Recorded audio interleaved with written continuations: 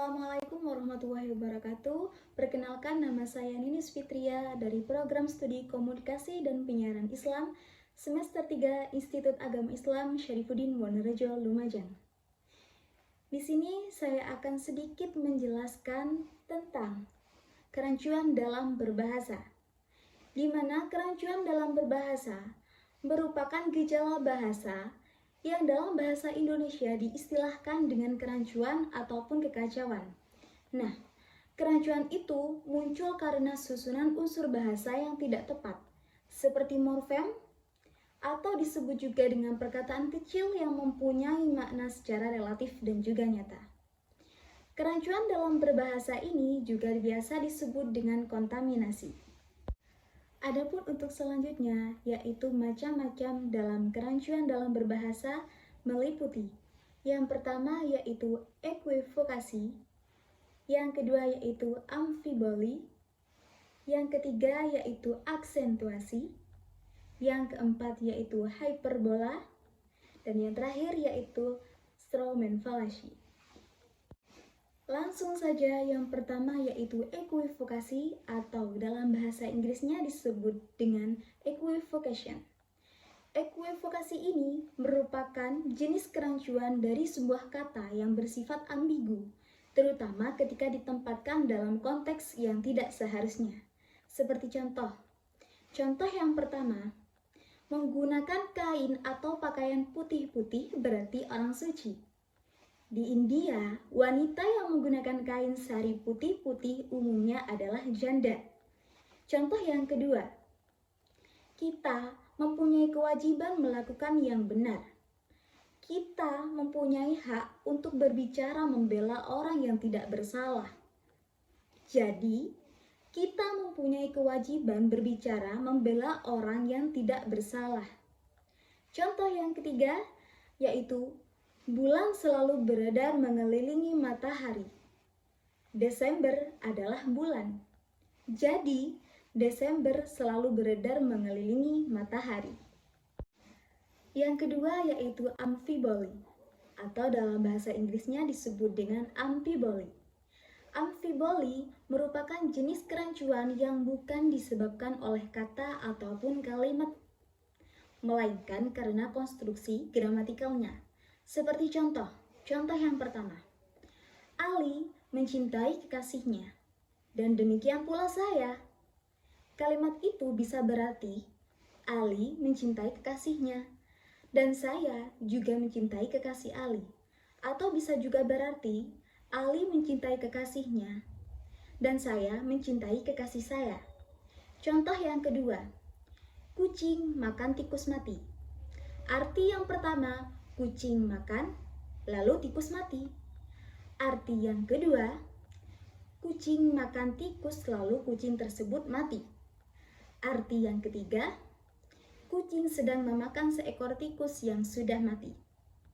Contoh yang ketiga, yaitu John berkata kepada Henry bahwa ia telah melakukan kesalahan. Itu berarti bahwa John sekurang-kurangnya berani mengakui kesalahannya sendiri.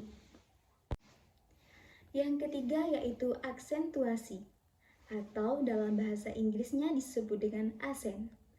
Aksentuasi merupakan kerancuan yang terjadi karena perbedaan penekanan pada bagian tertentu dalam sebuah kalimat.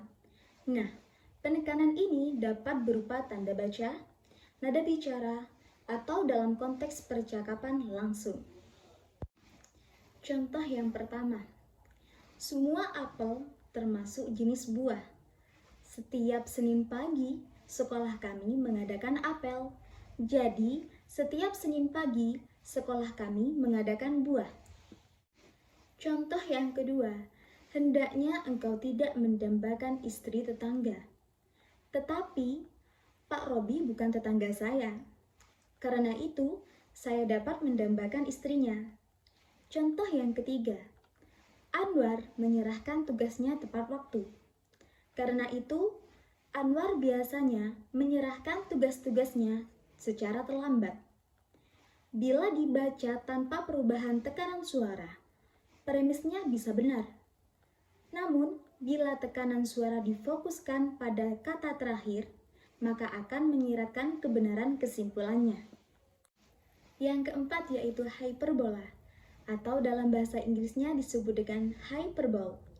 Hyperbola merupakan kerancuan yang terjadi karena melebih-lebihkan kesimpulan daripada premisnya. Seperti contoh yang pertama, harga beras mencekik leher setelah kenaikan harga bahan bakar minyak. Contoh yang kedua, ibu itu bertekad menyekolahkan anaknya setinggi mungkin, bahkan berjuang hingga titik darah penghabisan. Contoh yang ketiga, jangan lagi kau bercerita, sudah tercacar semua di muka, nanah meleleh di muka, sambil berjalan kau usap juga. Yang kelima yaitu strawman fallacy. Strawman fallacy merupakan kerancuan yang terjadi ketika kita melakukan counter terhadap argumen seseorang, tanpa kita sendiri paham apa yang diargumenkan, atau bahkan bisa jadi kita memahaminya secara setengah-setengah.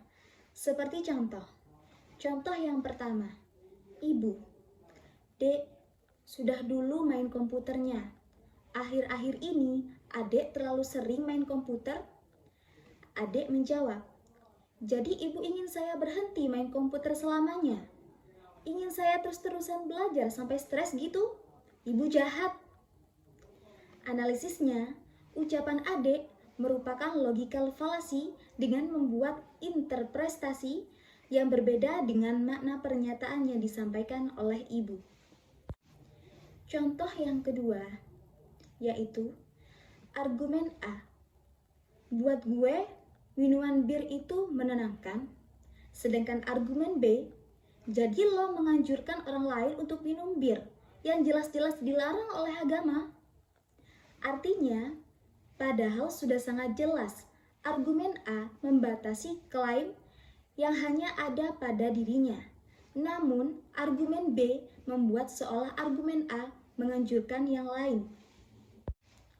Contoh yang ketiga, Lobby berkata, kamu percaya Tuhan gak? Lalu Johnson menjawab, gak. Lalu Lobby berkata lagi, oh, berarti kamu bebas minum alkohol, makan babi, berzina, menyogok, korupsi, berbohong, dan perbuatan negatif lainnya dong. Kan kamu percaya bahwa tindakanmu tidak akan dipertanggungjawabkan di akhirat kelak. Lalu Johnson menjawab, what? I didn't say that. Yang artinya apa? Tidak, aku tidak bilang begitu.